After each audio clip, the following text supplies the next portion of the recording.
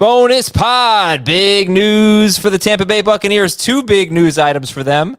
Their receiving core looks a lot better. Chris Godwin cleared for camp. That's huge.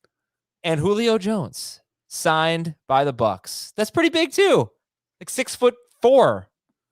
Is he bigger than that? 6'3". He's 7'7". 7'7". That's Dave. He's George Murasan. You don't want to smell like Big George. I'm Adam Azer. And let's talk about this here. Okay. My head's spinning a little bit. I mean, this just broke. We're trying to do a real quick bonus pod. We didn't have time to do all the research we want, but hopefully we'll give you some fun reaction. Okay. What do you make of the Chris Godwin news, first of all? Clear for camp.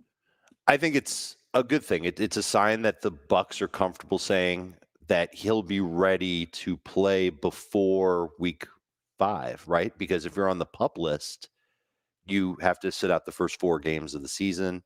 That means that they're confident that he will play before week 5, because otherwise they would have just kept him on the PUP list. But the fact that he wasn't even on the PUP list to begin training camp means that he should be right along in his recovery. But I think you've got to pair it with them signing Julio Jones, and then you got to remember that they signed Russell Gage. And my hunch is that they're not expecting Chris Godwin to be what Chris Godwin was when he was just an absolute terror on the field. I think he's going to be probably scaled back a little bit. That's my guess based on the moves that they've now made this offseason. So the Bucs last year, just so you know, had 3 wide receivers who finished in the top 12 per game in PPR scoring. I think you know who they were. It was Godwin, Antonio Brown, Mike Evans. No Scotty Miller. That's amazing.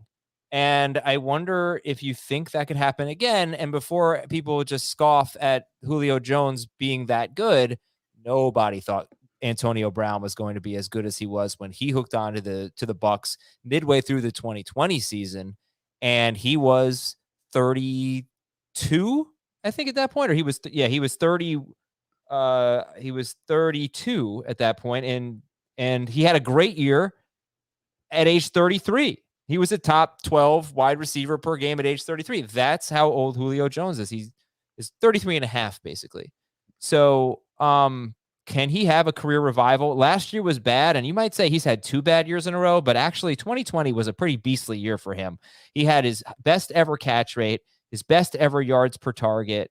He was terrific in yards per catch. He left a few games early. He only played 9 games. He's been hurt, right? But still showed a lot of ability 2 years ago in 2020, his last year with the Falcons. So do you think Julio Jones can have a similar type of revival and be a total steal in drafts? He could be for the games that he's available for. And I think that if you view him as someone who's available for 9-10 games, I think that's reasonable. And you've got to expect him to be unavailable for those other games. So half the fantasy full year, he'll be around. We don't know when those games are going to come. He could get hurt in week 2 and not come back until week 8. And then most of the fantasy regular season, you're left without him. Somebody's going to take the chance on him in every single draft. They're going to say it's Julio Jones. There's too much upside. And for what it's worth, it's not like he looked like an old man with a cane crossing the street on a blistery Thursday afternoon in the city of Des Moines. He was spry last year. Heath and I had a debate about Julio Jones once on FFT last year, and I remember him dropping a bunch of efficiency metrics that sounded too good to be true. I went to double check them at the time. They were right. I watched the film on Julio Jones at the time. He was separating. If he's right, it's Julio Jones, and he's never going to be double covered. The difference between Julio and Antonio Brown is that Brown didn't have, I should say, this track record of injuries that Julio Jones brings in. So my guess is that the Bucs are going to be real careful with Julio. They know that he's someone who could, tweak a hamstring at a moment's notice. They're going to bring him along pretty slowly, and they might not actually use him on every single down to begin the year. And then maybe once he's in the flow of things, man, line him up on the field opposite Mike Evans and put Godwin in the slot. And remember, they can use tight ends if they want to, but I bet they use a lot of 4 receiver sets now with Gage out there. This hurts Gage quite a bit. Yeah. And I'm glad that Godwin's not on the PUP list. I'm not going to move him up because I just think that it kind of just tells you what they think of Godwin at this point for this year only. Yeah, I do. Julio Jones on a cheap 1-year deal? I think between that and Gage, they wanted to make sure that they've just got this hella good receiving core. And if they really wanted to lean heavily on Chris Godwin, they would have needed to have the confidence that he could be leaned upon heavily. And maybe in time he proves that he can. But I don't think he's seeing the exact same type of target share that he did last year. I bet it comes down just a little bit for him. He's still going to be good. Still number 2 fantasy receiver. Still the second Bucs receiver I'm going to take. But now you've got to make a decision on just how much you like Gage or how much you like Julio Jones. Which one is the next one off the board? I said a cheap 1-year deal, and I don't know the details. I know it's a 1-year deal, so I shouldn't say it's cheap, but it's a 1-year. It probably is. I don't think it's going to be like a $15 million deal. Right. So let's do this to end our fun today.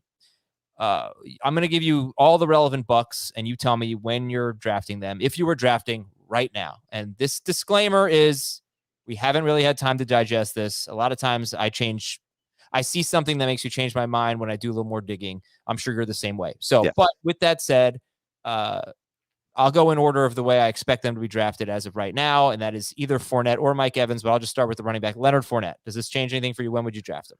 It does hurt his upside as far as catches goes, but he's still going to be the main running back there, round 2.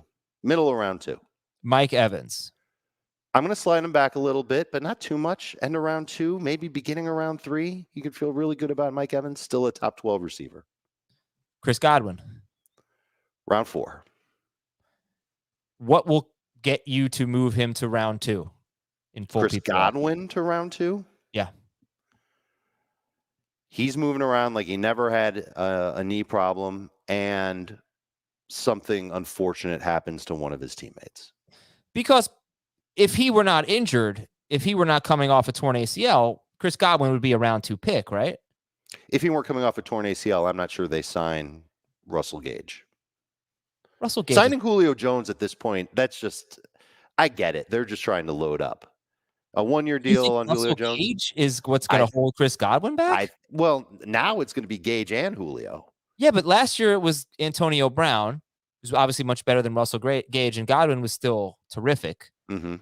I don't know, man. I thought all along the Gage signing was short-term insurance for Chris Godwin, long-term good number 3 receiver. Okay. I will probably be out on why Evans ahead of Godwin? Just because of health? Yeah. Okay. I don't know how much I want to trust players coming off of a torn ACL. All right. Well, that's fair. Okay. So next up, is it Russell Gage or Julio? Track record. Russell Gage or Julio Jones?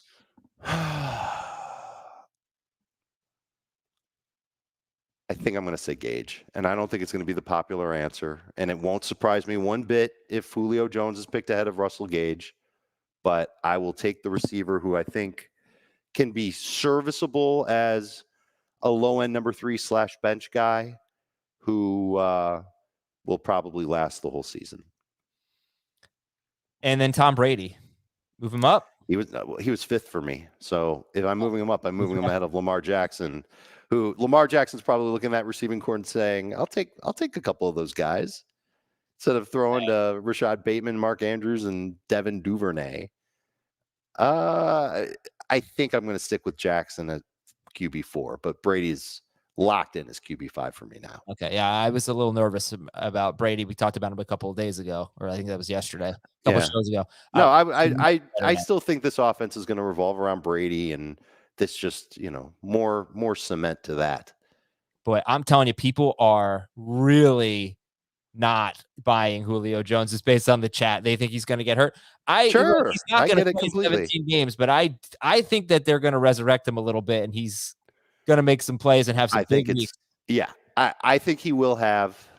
It could be 5-6 good weeks, and maybe 2 of them are just like absolute, vintage Julio weeks. But he's also going to have a lot of weeks where he's, 4 for 55. Does Kyle Rudolph matter at all to you now? Still a streaming tight end. I kind of like the matchup against Dallas in week 1. Might catch a touchdown. Thank you for doing this, Dave. I know you don't love to give I haven't had any time to think about it off the cuff. Right. I like to do the research too, but people are going to hold you to it. But that's I appreciate you doing this. Sure. Hey, we're excited just like everybody else when NFL news exciting. breaks. So we couldn't wait to get on and share with everybody. I'm supposed to be at dinner right now, but it is what it is. This Thanks, is more Julio. fun than dinner. Who needs stupid dinner? It's 5 o'clock. Who eats I'm dinner supposed at to be 5 o'clock? driving to dinner right now. You 'Cause we have probably a think show. it's late at night right now because it's 5 o'clock. I'm meeting my parents for dinner, okay? Did you So- say I'm eating my parents for dinner? I said I'm meeting my parents for dinner, but Oh, I that can see sounds a why lot it said better. that. Yeah. All right. We will talk to you actually later tonight if you're on YouTube. We're doing another show, 7:45 p.m. Eastern on Tuesday night. You'll hear it on Wednesday morning. Thanks so much, everybody. Talk to you later on.